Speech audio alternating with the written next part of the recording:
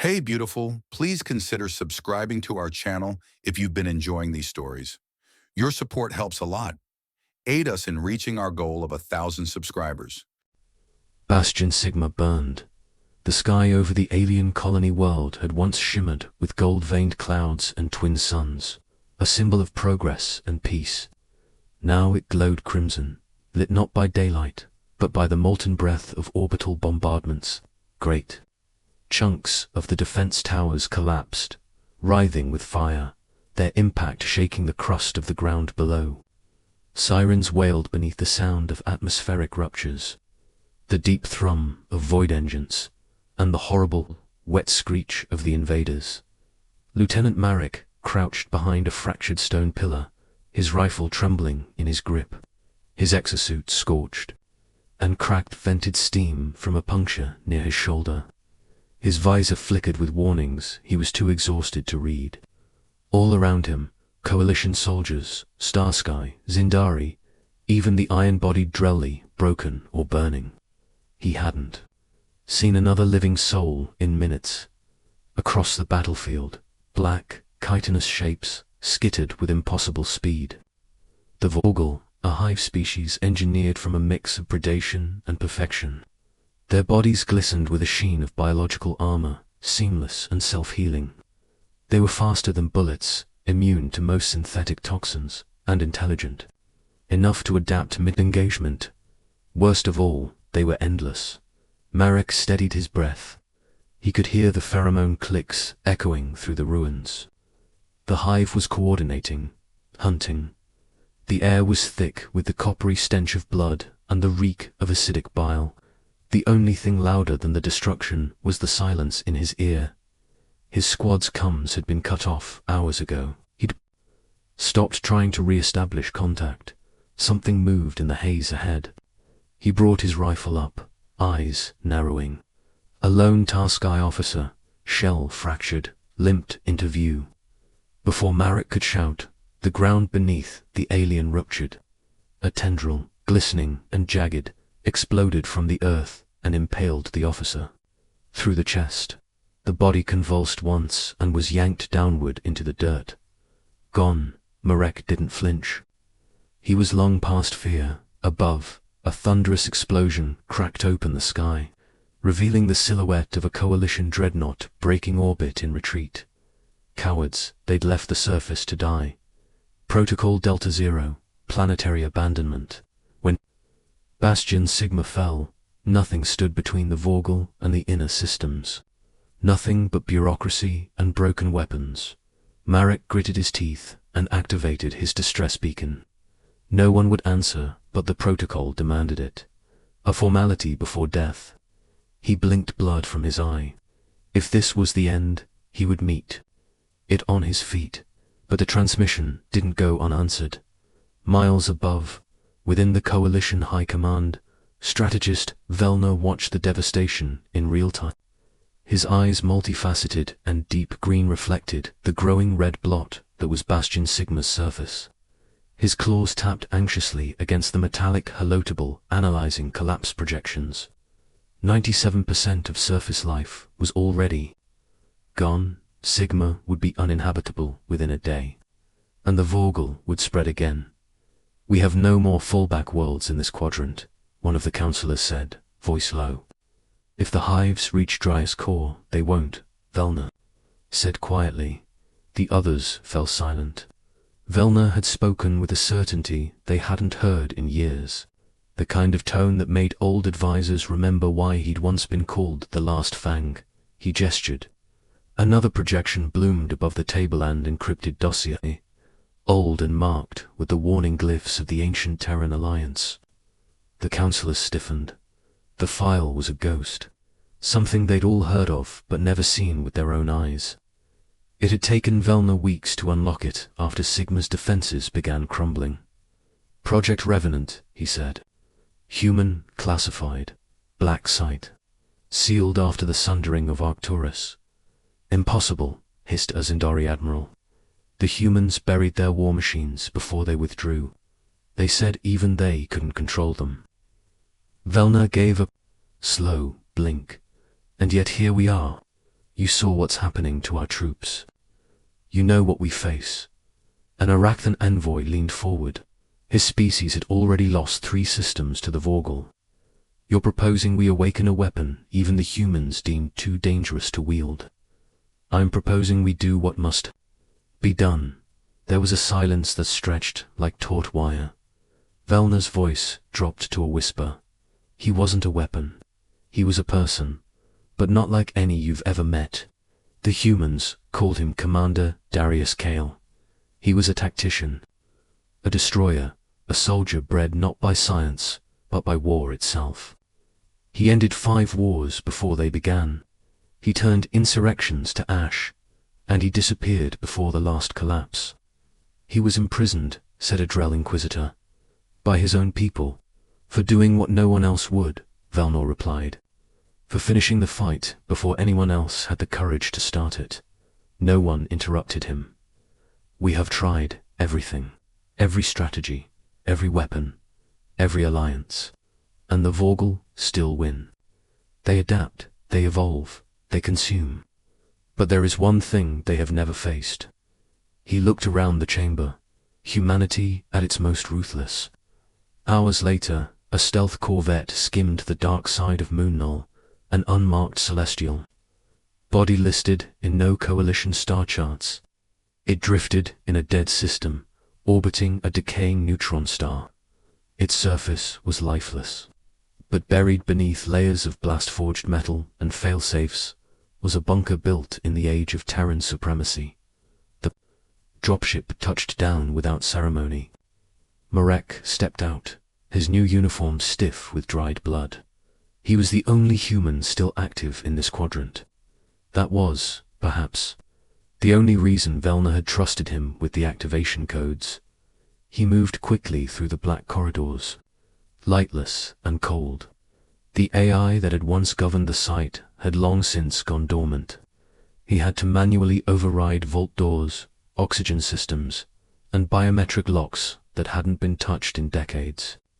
Every chamber hummed with a pressure he couldn't describe, like walking into a tomb that wanted to be left undisturbed.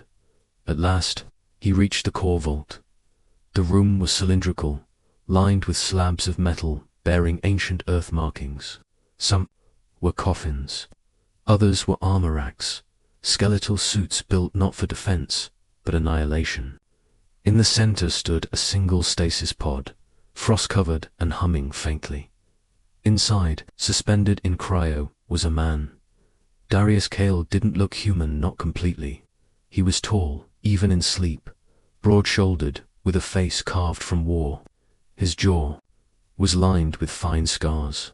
His chest bore the faded tattoos of dead battalions. His right arm, even through the frost, glinted metallic, reinforced. A relic from an age when soldiers rewrote their flesh to survive. Marek approached the console.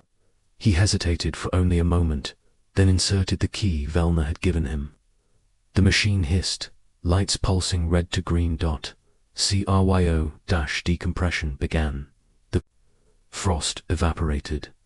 Kale's eyes snapped open. He didn't gasp, didn't flinch, just stared forward with the cold focus of someone who had already accepted death and moved past it. "You're awake," Marek said, suddenly unsure of his voice. Kale stepped out barefoot. Steam curled off his skin as he adjusted to the air. He looked around once, then at Marek. "Where are they? Who?" "The Vorgal," Kale said, his voice gravel and steel. "Still breathing?" Marek nodded slowly. "Too many of them. Coalitions on the brink. Bastion Sigma just fell. It's spreading." Kale picked up a railgun from the nearby rack. It had sat untouched for 30 years, but he lifted it like it was made of paper. His grip was casual, his movements precise, same as before. "You're being asked to lead a strike team," Marek said. "Strategist Velna believes you can stop the hive, turn the tide." Kale didn't answer. He moved to the far wall, where an old cracked mirror stood. He stared at his reflection for a long moment, then looked back. "No strike team," he said. "No diplomacy. No holding ground." "What then?" extermination. Marek felt something cold settle in his gut. Cale walked past him, each step echoing like a verdict. He paused only once, beside a deactivated console where a long-dead AI's name flickered dimly. "You're not what I expected," Marek said quietly. Cale turned, expression unreadable. "Neither are they." He stepped into the lift and ascended. Toward the surface. Toward war. Toward the fire. Below, in the bunker that once held him, silence returned. But it wasn't peaceful. It was waiting.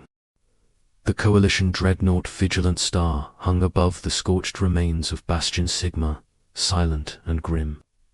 Its hull, matte black and cratered from past engagements, resembled a floating tomb more than a vessel of salvation.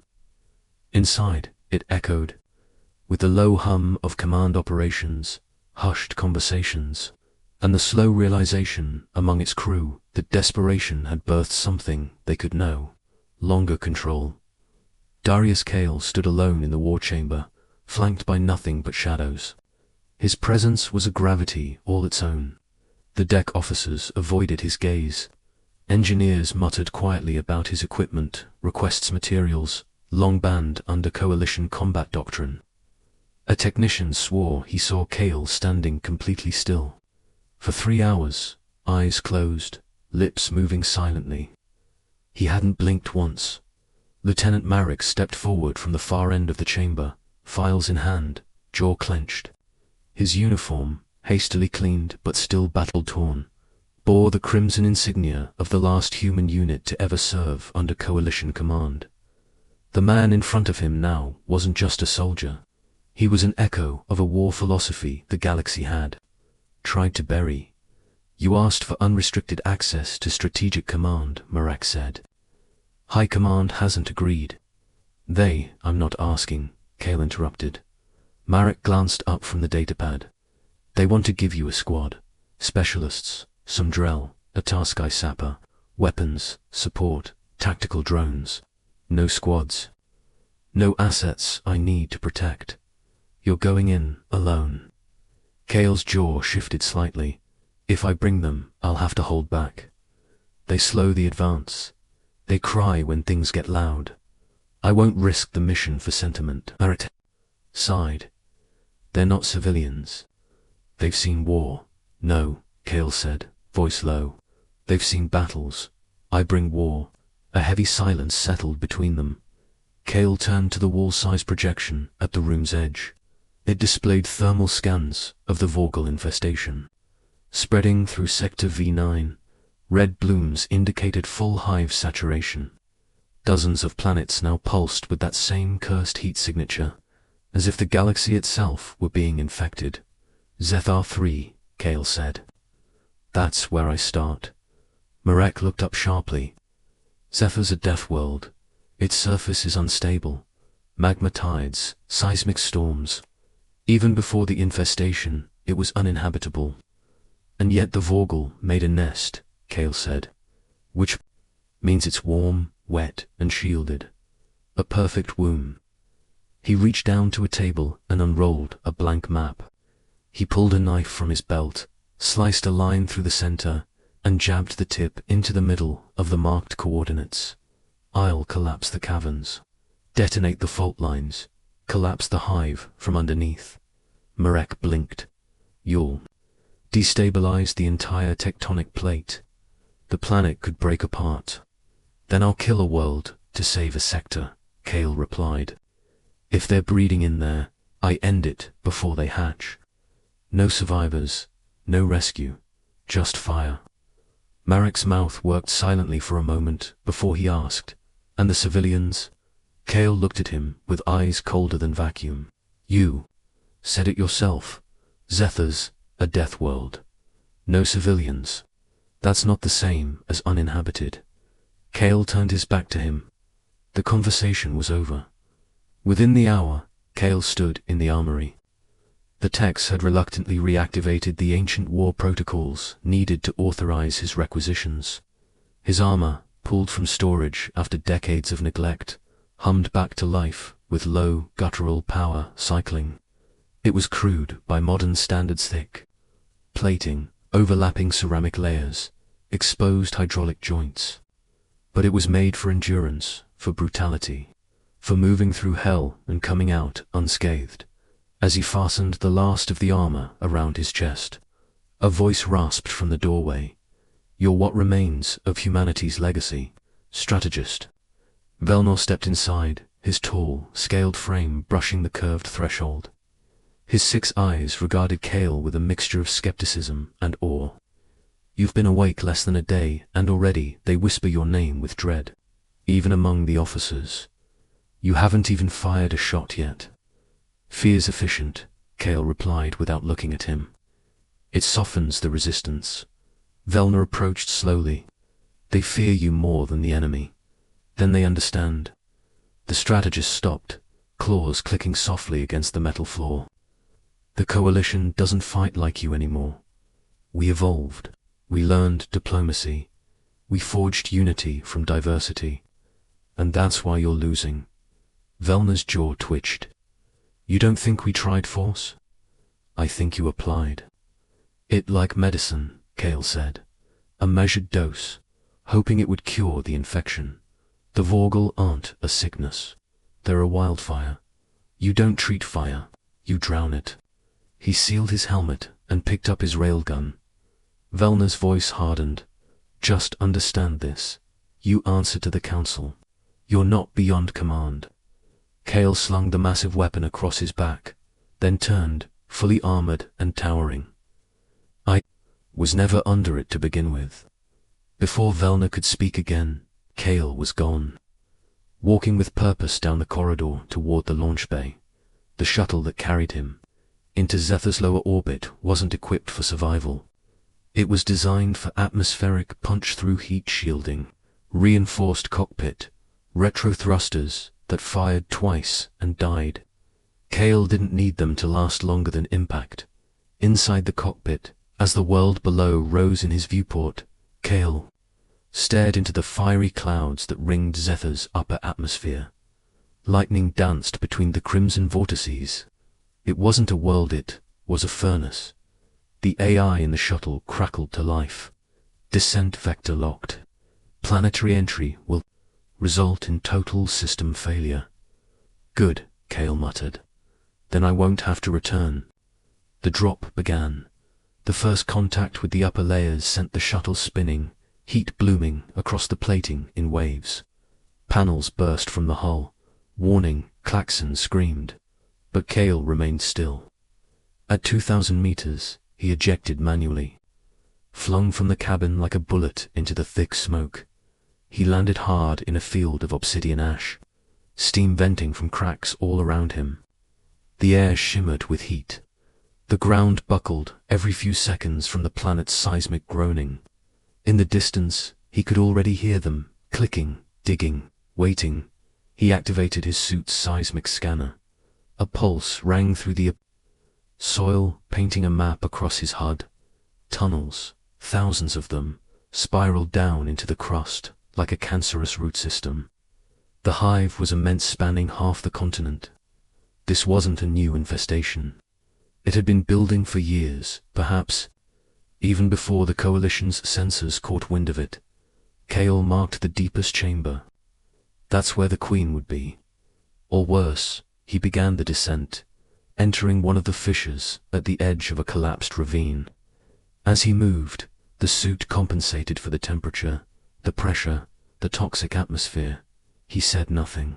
There was no one to hear. The hive greeted him before long. A shriek echoed from deeper within. Dozens of eyes blinked open in the dark, glowing with bioelectric malice. Cale didn't flinch. His railgun fired with a concussive crack, turning the first 2 creatures into pulp against the cavern walls. Another leaped from the ceiling. He grabbed it mid-air, twisted, and slammed it into the rock, cracking its carapace with a boot heel. They came faster after that. Claws, teeth, acid-dripping mandibles. He met each one with mechanical precision. His movements weren't wild, they were methodical. He never fired twice unless necessary. Every bullet was placed, every strike intended to kill in the least amount of time. He advanced like death with purpose. After the 10th ambush, he switched tactics. He triggered his thermite charges and dropped them behind him, collapsing tunnels, sealing entrances. He wasn't here to cleanse. He was here to isolate, cut off the queen's retreat, and ignite the entire nest. By the time he reached the lower vault, his armor was streaked with acid burns. One of his forearm plates hung loose, sparking.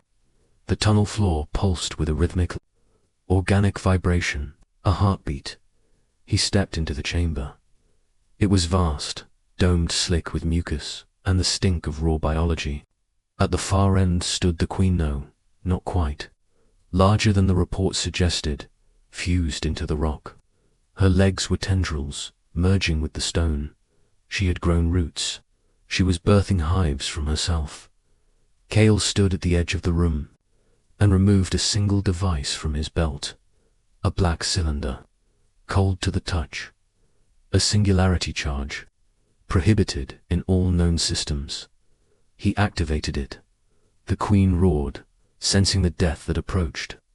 Dozens of her spawn poured from the walls. Cale didn't run. He planted the charge, activated the failsafe, and turned. He fired until the chamber went dark with smoke. The last thing he saw before the blast took him was the queen trying to lift herself from the stone, screaming with the futility of something that had forgotten what fear was till it met a human. Above Zephyr, the seismic shock reached orbit. From the deck of the Vigilant Star, Marek watched the planet's crust crack down the middle. Lava burst skyward. The transmission from Cale's suit had gone dead, but the hive was gone. Every signal, every trace, every echo, gone. Marek exhaled, and whispered a name that already felt like legend. Somewhere in the smoke of the dying world, buried in flame and rock, the last human soldier had done what no army could. He ended it. In the cold expanse between sectors, aboard a hidden medical outpost designated Black Ridge 9, Darius Cale opened his eyes. The light above him was dim, filtered through medical gauze and flickering tubes. An unfamiliar ceiling loomed, a pattern of dull metal panels, veined with condensation. Something heavy sat on his chest, a dull pressure of inertia, weight, and exhaustion all at once. He was still alive. He blinked once, then twice. His senses returned in layers. First came the humming of old machinery, then the sterile temps of regeneration fluid. After that, pain, dull, slow-moving, but undeniable. His left arm didn't respond. His right leg was bound in some kind of hard polymer cast. His torso felt like it had been crushed and glued back together with brute intention rather than finesse. Vitals are holding. Neural response confirmed. He's awake, someone said just beyond his vision. Cale didn't turn toward the voice. Instead, he studied the cables plugged into his arms and chest, tracing them to nearby monitoring units. 3 of the screens were cracked. The rest displayed steadily scrolling data biometrics, suit damage, internal hemorrhaging stats. A face appeared beside his cot. Marek, unshaven, bags under his eyes, uniform stripped of rank. He looked like he hadn't slept in days. "You were dead," he said plainly. "No heartbeat for 3 minutes. Emergency evac pulled your body from beneath what used to be Zephyr's mantle. You were encased in a fusion-hardened shell of your own making. A singularity charge went off a meter from your chest. You weren't supposed to exist anymore." Cale blinked again. "But I do." Marek nodded once, not sure if it was relief or something darker. "They're saying the Queen was part of a subspecies we didn't even know existed. Burrowed so deep into the planet, the heat masked her presence.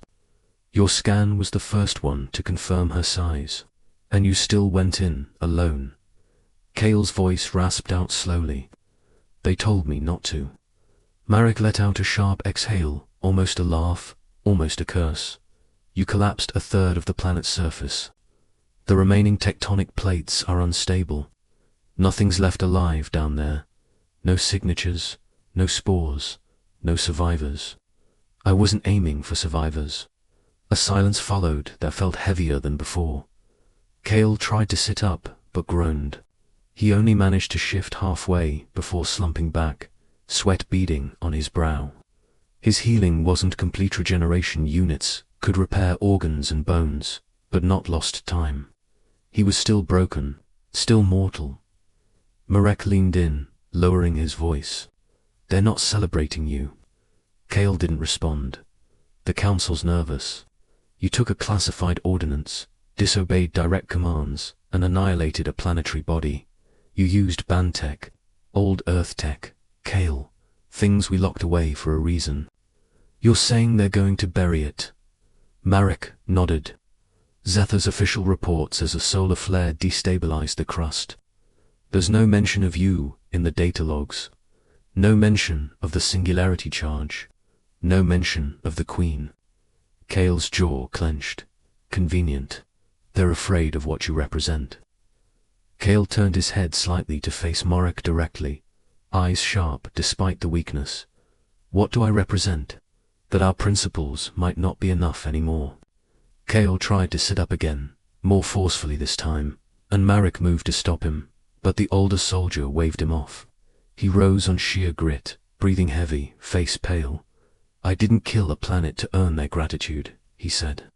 "I did it because no one else would, which is exactly what terrifies them." Cale's gaze lingered on Marek. "So what now? They send me back to cryosleep.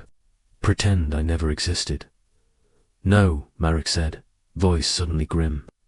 "They send you somewhere worse." The words hung there like a cold wind. Marek handed him a data chip.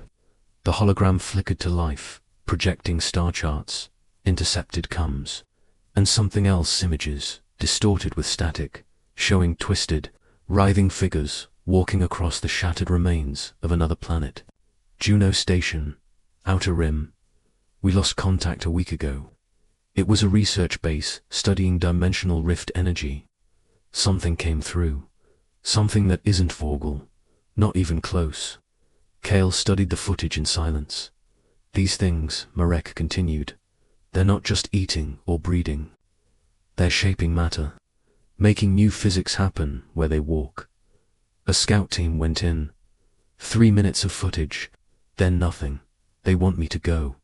"They didn't say that, but the files were placed in your room, quietly, no orders. No escort. Just a ship, prepped and waiting in Hangar Bay. For it launches tomorrow. No records, no logs." Cale leaned back slowly. Black assignment, off the books. No chain of command. No extraction. No memory. Cale looked at the flickering image again. The creatures on the screen were wrong. Not merely grotesque wrong. They moved with a logic that didn't belong in this reality. Like they were running on rules that hadn't been written yet. "Do they think I'll survive that?" Marek hesitated. "I don't think they care." Cale nodded once. Later that evening, when the medics cleared him for limited mobility, Cale limped to the hangar himself. He ignored the glares of officers who passed him. Half of them saw a savior. The other half saw a ghost. The ship waiting for him was small, barely larger than a shuttlebutt, reinforced. Lined with stealth plating, embedded with dimensional dampeners. No insignia, no name. Only the silence of sanctioned denial.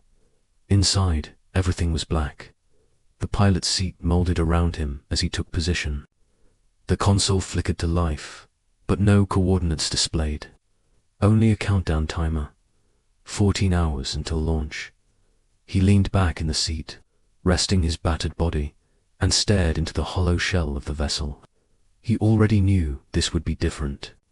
Zetha was a hive monstrous, yes, but organic, understandable, predictable in its hostility. But what waited at Juno? It wasn't an enemy in the traditional sense. It was something new, something alien in the truest definition of the word. Something the galaxy wasn't prepared to name, and they were sending him because he was the only one they knew who wouldn't hesitate to pull the trigger. As the hours ticked by, Cale rested his eyes. Not sleep, not peace, Just a moment of stillness in a life of calculated ruin. The ship's AI chimed softly. Incoming transmission. Private channel. Unmarked origin. Cale opened one eye. Accept, he rasped. The voice that emerged wasn't Marek's. It was lower, older, weighted with influence. We see you're preparing for departure, Commander Cale. Who is this? A shadow of what once governed you. You're going into a place we dare not name, into a threat we can no longer define. Then why send me? Because we know what you are. Cale's fists clenched around the armrests. And what's that? The voice whispered its reply, barely audible, like a memory being exhaled. A necessary sin. The line went dead. Cale didn't move.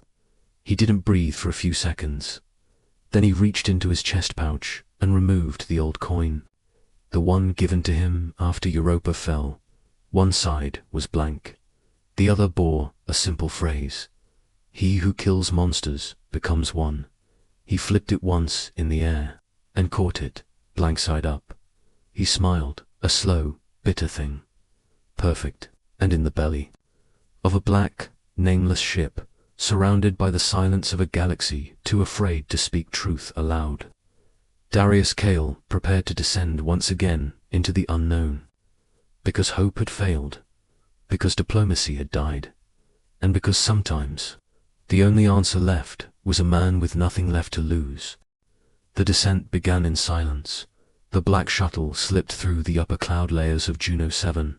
Its stealth systems whisper quiet, sensors filtered to avoid detection. The world below looked broken, like a porcelain mask shattered and carelessly glued back together. Jagged fissures split its surface, glowing faintly with violet light. Gravity pulsed irregularly like the laws of physics themselves were being rewritten on the fly. Time didn't move wrong, exactly, but it moved differently. Cale felt it in his bones. He checked his weapons again. The Gauss spear was charged. His side armor, compact rail pistol had been modified for magnetic stability. He wore full impact armor, reinforced with a lattice of nanocarbon. None of it would help if what he saw on the data recordings was accurate. Still, he couldn't bring himself to go in unarmed. Old habits were like that, tenacious and sharp-edged. The landing thrusters fired with a guttural hiss, settling the shuttle on a slope overlooking the ruins of Juno Station. It didn't look like it had been attacked. It looked like it had been rewritten. The buildings remained, but their proportions were wrong. Doorways elongated. Walls bent inward at impossible angles. Anti-grav platforms floated 5 meters above the ground, spinning slowly, the metal dripping like wax. No signs of life, no signs of death. Just unreality carved into real space. Cale stepped onto the surface. The ground responded with a strange softness, almost spongy beneath his boots. He knelt, touched it solid, but warm, and breathing. Something under the surface inhaled, then exhaled. He drew his weapon and moved forward. The air shimmered with static. Not just visual, a high-pitched hum vibrated the back of his teeth. His HUD flickered once, then stabilized. The AI voice inside his helmet offered a warning. Chrono distortion. Field detected. External causality cannot be guaranteed. Proceed with caution. He did. 20 meters into the station perimeter, he found the first body. Or rather, what had once been a body. A man, or what remained of one, fused into a wall. Limbs twisted backward and lengthened like pulled taffy. His face was a blur, literally his. Features smeared across the metal like a melting painting. Cale felt something push against his mind, an instinct screaming that this wasn't natural, wasn't logical. He moved on. In the control tower, the central relay still blinked. The logs were corrupted, but Cale managed to recover a few seconds of footage. The scientists had been arguing. Someone had tampered with the rift stabilizer. One man was screaming about a shape stepping through not from a parallel universe, but from outside the structure of known dimensions. It doesn't obey entropy. The voice shouted before the feed. Cut to static. Kale leaned away from the console. A whisper came through the comms. Not in words, not in language, but in emotion. Welcome, he turned slowly, weapon raised. Something moved across the plaza just at the edge of perception. A shimmer, a fracture, a humanoid figure that didn't walk so much as unfold across space. Its limbs were thin but not fragile. Its skin was like obsidian and starfields at once. No mouth, no eyes, just smooth, flawless surface. A wrongness that pulled the air into it like a vacuum. Kale fired. The rail shot tore across its center mass. Nothing, no effect. It tilted its head as if curious. Then it moved. Kale barely dodged as a sliver of black mass sliced through the console. Beside him, it didn't touch metal, it erased it, leaving behind only negative space. A null scar. He backpedaled, rolling across broken terrain, firing in controlled bursts. Still no effect. The creature advanced without urgency. It didn't fear him. He needed to regroup. Kale bolted toward the sublevel maintenance hatch. The corridors here were tighter, warped but navigable. He sealed the bulkhead behind him and overrode the door's power matrix, welding it shut with his sidearm's heat dispersal mod. He collapsed to one knee, breathing hard, not out of panic, not fear, out of calculation. This enemy didn't behave like the Vorgel. It didn't kill for conquest or hunger. It interacted with reality like a sculptor with clay. That meant it wasn't just dangerous, it was invasive, and it was learning. The AI voice in his helmet chimed in. Local gravitational matrix is shifting, planetary orbit decaying. Estimated time until full dimensional collapse, 37 minutes. Kale didn't flinch. He stood. There was one option. He pulled the case from his back. Inside was the contingency in old Earth artifact. A quantum detonation device. One of a kind, designed for dimensional shatterpoint compression. It would not just destroy matter. It would unweave the threads of localized spacetime. A final reset. A suicide weapon. He'd brought it in case he needed to cleanse the site. Now, he knew he needed to bury it. Forever, Kale moved with purpose. He found the core of the station, its original dimensional gate anchor. It had been transformed, its crystalline interface now pulsing like a heart. The figure was already there, waiting, watching. It didn't speak, not in any form Kale could understand. But he could feel it probing him, reaching into memories, dissecting choices. He stepped forward, ignoring the weight crushing the air, and he talked. "You think I'm here to stop you," he said calmly. "That I want to preserve this place. Protect humanity.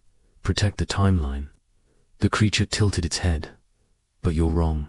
He held up the device. "I'm here because I'm the only one who'll pull the trigger." The creature lunged. Kale activated the device and sprinted forward. He met the thing head-on, the quantum core glowing white-hot in his hand. Their collision wasn't violent. It was surgical, like two realities grinding together, sparks of physics, bleeding off into the air. The creature pierced his armor, sending black shards through his chest. But Kale grabbed hold anyway, and smiled as the quantum core reached critical mass. A voice, his own, flashed through his mind. A memory, a command. Do what must be done. The last thing Kale saw was the sky folding in on itself, like paper turned inside out. Then there was silence. Then there was light, from orbit. The station didn't explode. It vanished.